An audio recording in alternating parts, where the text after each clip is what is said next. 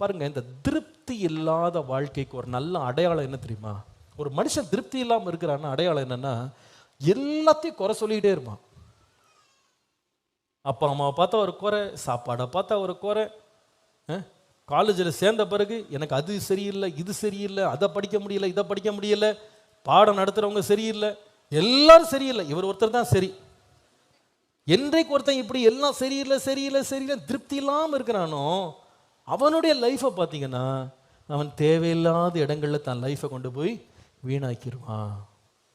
ஆண்டவரே, என் இருதயத்தை காத்துக்கொள்ள என்னுடைய திருப்தியின் அளவை நான் எப்பவுமே கவனமாக வைத்துக்கொள்ள கிருபை தாரும். கர்த்தர் எனக்கு கொடுத்திருக்கிறதுல நான் சந்தோஷமா இருப்பேன், மனரம்யமா இருப்பேன், திருப்தியா இருப்பேன்.